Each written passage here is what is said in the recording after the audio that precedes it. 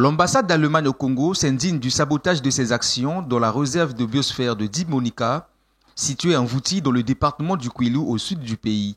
Dans cette réserve naturelle reconnue par l'UNESCO, l'ambassade soutient en effet 3 micro-projets, entre autres celui d'afforestation et de promotion d'agriculture. Ces projets déjà mis en œuvre se voient foulés aux pieds par une société chinoise qui exploite la zone à la recherche de l'or. L'Allemagne s'engage depuis plusieurs années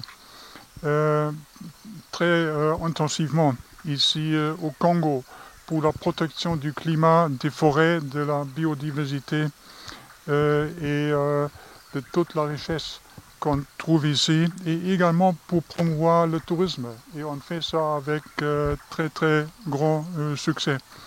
Dans ce cadre, on avait décidé d'afforester les espaces et surfaces dégradées par l'orpaillage, comme on peut voir ici.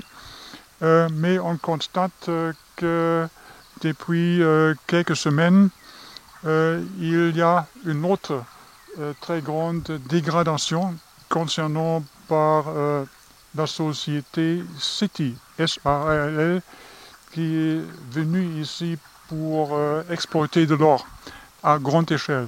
Ils sont en train de continuer ces activités et ont creusé des nouvelles routes. Ils ont établi des nouveaux campements. Ils ont aussi causé une très grande déforestation.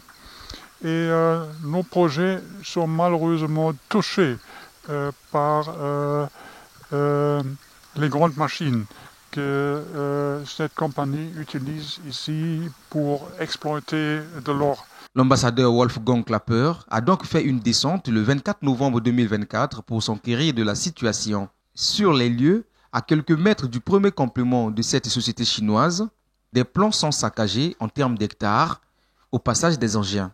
À une dizaine de kilomètres, un deuxième campement plus vaste s'est installé. Ici, tous les plants ont disparu, comme si rien n'a été sémé.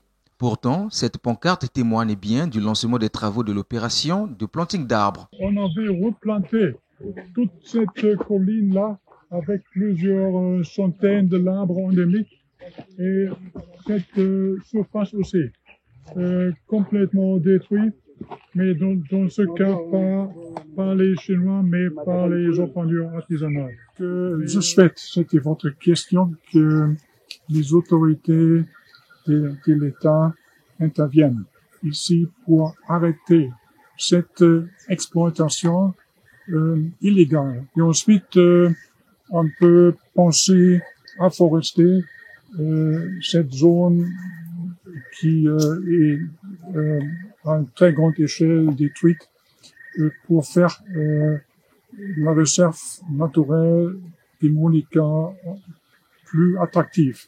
Outre les activités de l'ambassade d'Allemagne échouées, l'arrivée de cette société chinoise laisse plusieurs autres dégâts. À en croire les riverains, cette exploitation de l'or a pollué la Lukenene, l'unique rivière qui alimente le district de Vouti en eau potable. L'eau était normale et potable avant. Maintenant, on ne peut plus en boire car visiblement polluée. Ce que la société chinoise nous donne de leurs pompes nous rend malades.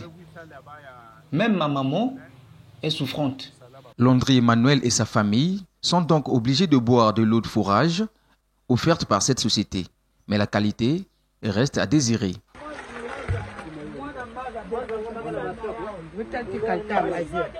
Regardez de vous-même la qualité de cette eau que nous buvons avec des dépôts. À chaque fois, nous sommes malades. Et pas d'argent pour se rendre à l'hôpital. En plus de la distance qui nous sépare avec le grand village Vouti, on risque de perdre la vie en cours de route.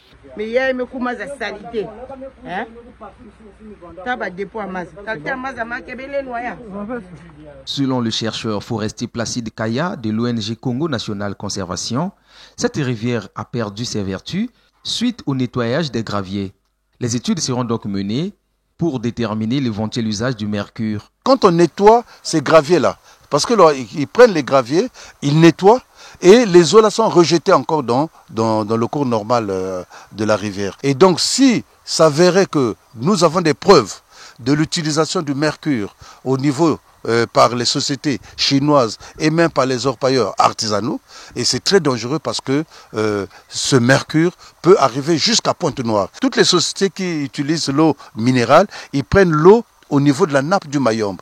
Et si la nappe du Mayombe est contaminée, et la principale nappe du Mayombe, c'est la nappe d'ici là, parce que vous avez le mont Bamba qui est le sommet le plus important, et la nappe du Mayombe avec les carbonatés, c'est ça que les sociétés d'eau minérale utilisent au niveau de Pointe-Noire. La Loukéné, c'est une rivière très très importante pour les communautés à usage multiple parce qu'ils font le ruissage du manioc, c'est toujours avec la Loukéné. L'eau de consommation donc pour la boisson, c'est la Loukéné. Pour utiliser pour la cuisine, c'est la Loukéné. Donc vous imaginez que s'il y a du mercure dedans, ça serait très très dangereux. Donc nous pensons que pour être fiable, pour être complet, nous aurons le temps pour faire des prélèvements, pour aider la communauté, pour aider le gouvernement, pour que le gouvernement puisse avoir des éléments pour prendre la décision. En attendant les décisions drastiques pour sauver la réserve de Dimonica, les paisibles citoyens, certains sous les campings et d'autres dans les cases en bois, courent un grand danger, tout comme leur habitat naturel.